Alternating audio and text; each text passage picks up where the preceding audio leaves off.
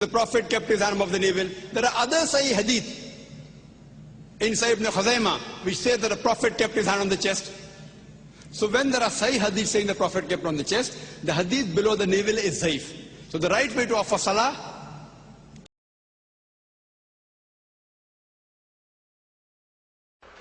Now the brother here at the front asked another question, and I can actually go into that now, inshallah.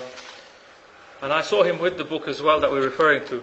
If you can pass me that book, I'll go into it and do a quick reply to it, inshallah, to the back, because it's relevant to what we've been just discussing. The book I'm looking at is the Prophet's Prayer described by Sheikh Nasiruddin al-Albani, and towards the back, whoever's got this can see it at home or online. You can find the whole of this book online. If you look at page 102, the appendix, you'll see he quotes a narration on page 103.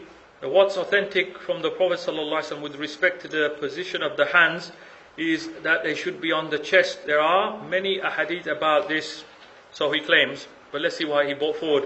And among them is one on the authority of Taus, who said the Messenger of Allah ﷺ used to place his right arm on his left arm and clasp them firmly on his chest during prayer, transmitted by Abu Dawud with a Sahih Isnad, as he claimed.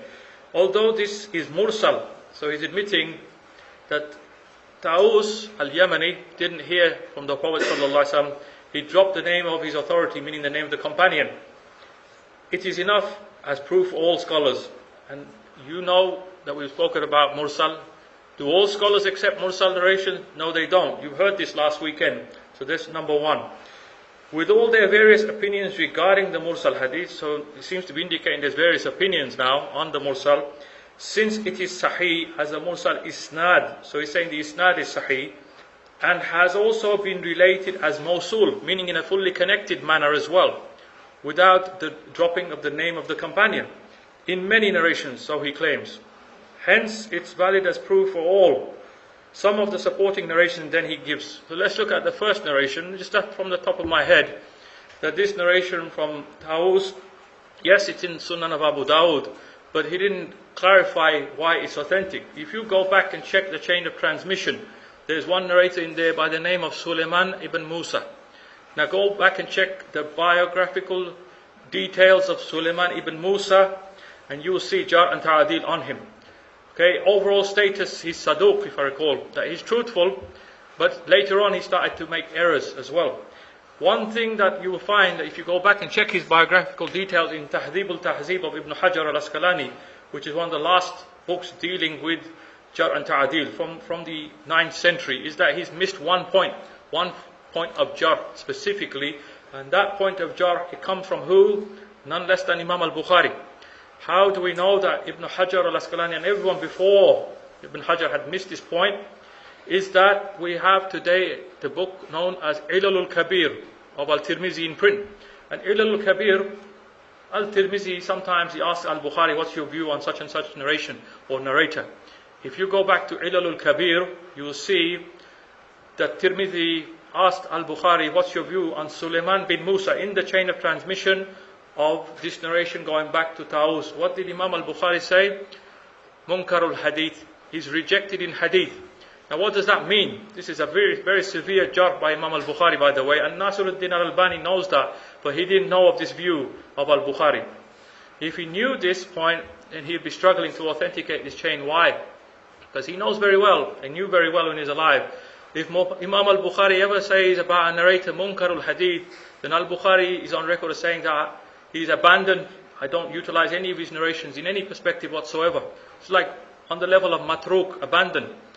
Okay, how do we know al-Bukhari said this? We look at the book known as Lisan al-Mizan of Ibn Hajar al-Asqalani, or Mizan al-I'tidal of al-Dhahabi, and one of the earlier biographies mentioned in these two books I've just mentioned, you will find there's a chain going back to al-Bukhari saying that whenever I declare a narrator to be munkar al-hadith, then I don't carry any of his narration, I don't accept any of his narration, they're outright rejected. So this is a severe jar, this praise from Imam al-Bukhari. And if you utilize that jar, then this chain is da'if, singularly da'if. And number two, it's mursal. And by the way, Albani in other places, he doesn't accept mursal narrations because it doesn't suit his agenda. Scholars have shown that. But here he's trying to say it's acceptable to all. No, it's not. You go back and check his other works. He's a bit contradictory on this affair of the mursal. Then let's have a look at the supporting narrations that he brought forward. First one is from Wa'il ibn Hujr, that he saw the Prophet ﷺ put his right hand upon his left and placed them upon his chest. And that was the question the brother asked earlier. And reported by Ibn Khuzaymah in his Sahih. And you find this mentioned in Nasab al-Raya as well. He said, volume 1, page 314. And reported by Al-Bayhaqi in his Sunan, volume 2, page 30, with two chains of narration which support each other. So he claimed. But if anyone is clever enough and has the time to go back and check Sahih ibn Khuzaymah and the Sunan of Bayhaqi, what you will find is that these two chains of transmission, they both contain one common narrator who is problematic. One common narrator who's problematic. That person is Mu'ammal ibn Ismail. I'm sure you've seen this book. It answers it anyway, indirectly. Mu'ammal ibn Ismail, though he's saduq, he's truthful, he used to commit some serious errors in his transmission. Let me just quote what this author has said. Imam Nimawi said its isnad is questionable, talking about the narration of Sahih ibn Khuzaymah. Oh, by the way, let's not jump the gun. Sahih ibn Khuzaymah was edited anyway by Dr. Mustafa al-Azami. He graded the narration to be da'if, and Albani agreed with him. He agreed with him, but then Albani said that it's authenticated by other routes. He didn't give any of those other routes. In this book he talks about the other routes. So Dr. Azmi said it's weak, and Albani didn't disagree with him. Albani tried to authenticate it by getting other versions. Alright, but let's have a look. There is one narrator in there, Mu'ammal ibn Ismail, reports it from Sufyan al-Thawri. If you look at the Bayhaqi narration, and you look at the Sahih ibn Khuzaymah narration, he said they're two separate chains that strengthen each other. Another falsity, because both of the chains contain Mu'ammal ibn Ismail. So they're not different in that perspective. Both chains, Mu'ammal took from Sufyan al-Thawri. Sufyan al-Thawri, who is he? From Asim ibn Kulayb, from Wa'il ibn Hujr. However, it's only Mu'ammal who reports these additional words from Sufyan al-Thawri, meaning on the chest, these extra words.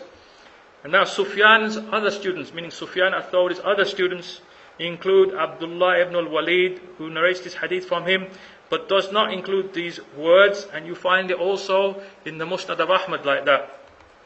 And he said the other narrators who report the hadith together with Sufyan al-Thawri from Asim bin Kulayb have also not included these words in their narrations. Otherwise, observe the following list of narrators who have all reported the same hadith from Asim ibn Kulayb, but none of them have included the additional words reported by Mu'ammal bin Ismail. So he's the only one who transmits it with the wording upon the chest. So these other narrators are Shu'bah ibn al-Hajjaj, Abdul Wahid, Zubair bin Muawiyah. You find their narrations in the Musnad of Ahmad.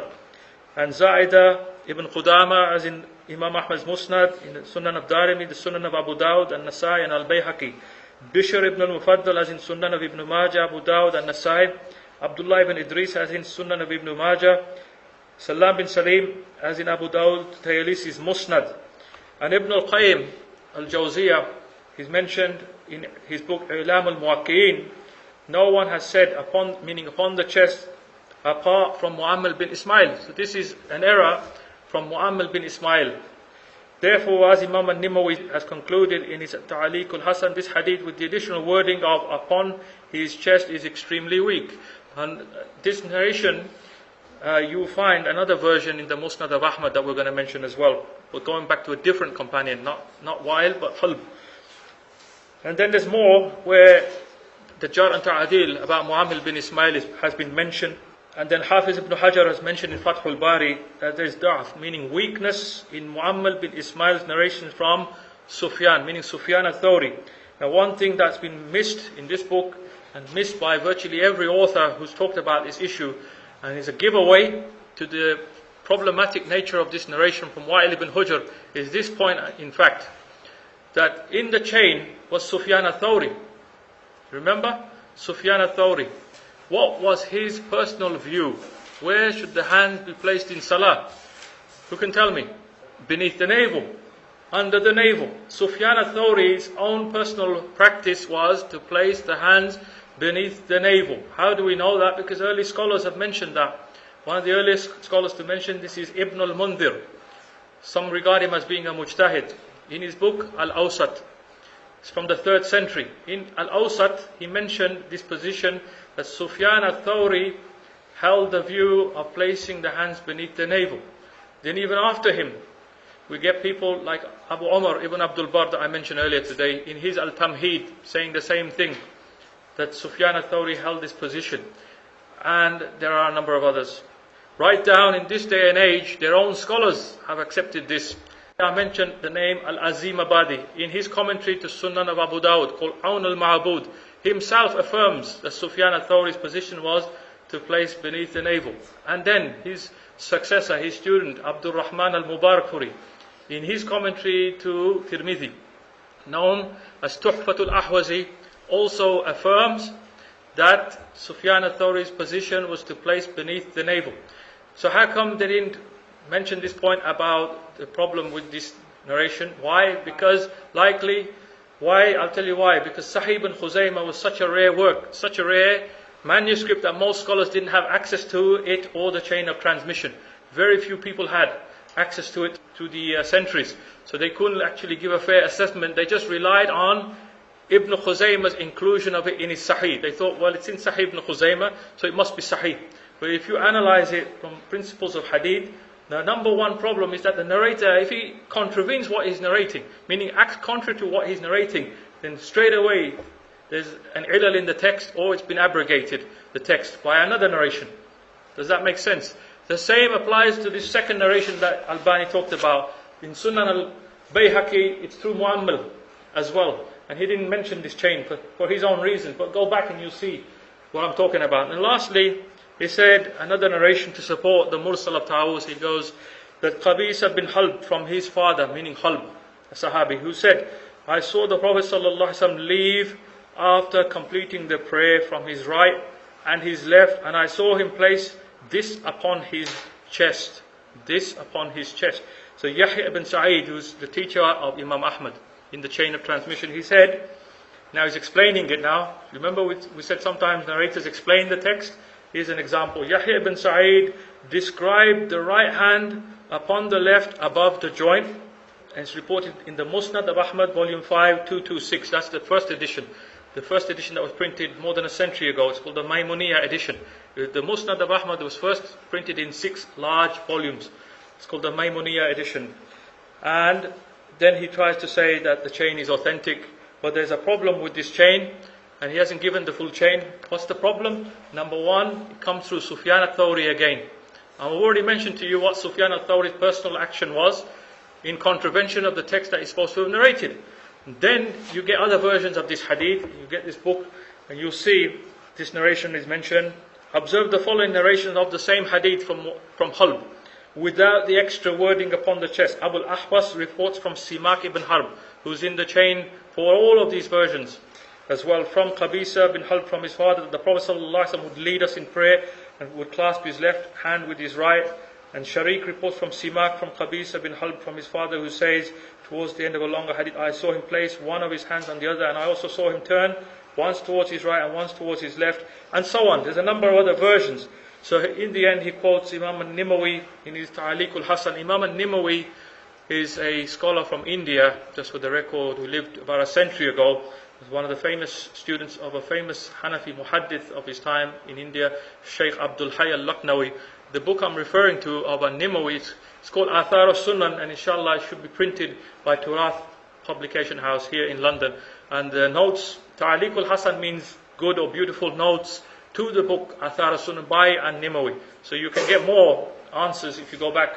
So he quotes Imam al-Nimawi as saying in his Ta'aliq al-Hasan, I have a suspicion that the wording of this hadith has mistakenly been changed by a writer. A writer may have interpolated the words on the chest. Yes? What do we call that? Tashif. Tashif. So we're actually fitting these examples with what we've learned today as well. The correct words would appear to be Yadahu hazihi ala hazihi. That is, he would place this hand upon this hand, and not hazihi ala sadrihi, this hand upon his chest. Only this wording would be in agreement with the narrator's own interpretation of the hadith as stated in the narration, meaning Yahya. You remember Yahya bin Sa'id was describing the action of what that hadith means, And who is Yahya bin Sa'id?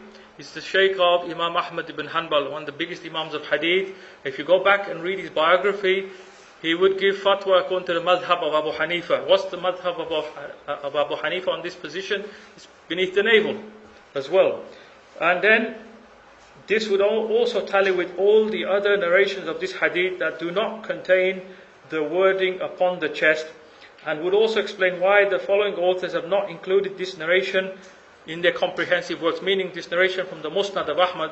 Why is it not found in Haythami's Majma' al-Zawaid, Suyuti in his Jam' al-Jawami, and Ali al-Muttaqi in his Kanz al-Ummal, and Allah knows best. So there is a problem with this narration from Halb. And another proof to show that this is a problematic narration missed by Al-Albani and this author here, and virtually all the authors up to our time, according to my research, is the point that Imam Ahmad ibn Hanbal himself said that it's makruh to place the hands upon the chest. How do we know that? What's the authentic chain of transmission from Ahmad ibn Hanbal to prove my claim? The authentic chain of transmission is as follows. Imam Abu Dawud, the author of Sunan, was a student of Imam Ahmad ibn Hanbal. He's left a book called Al-Masail al-Imam Ahmad, legal problems that were answered by his teacher Ahmad ibn Hanbal. If you go back to that book, which is available in print, when this question came up about where the hands should be placed, what did Ahmad ibn Hanbal say? He said it's makruh. It's disliked to place the hands upon the chest. So if Imam Ahmad himself disliked placing upon the chest, that means he didn't even act according to what he narrated. And then there's a dispute about this narration. Is it found in every manuscript of the Musnad as well? It's not found in every manuscript. How we know that? Because one of the works mentioned was Majma' al-Zawaid of Al-Haythami.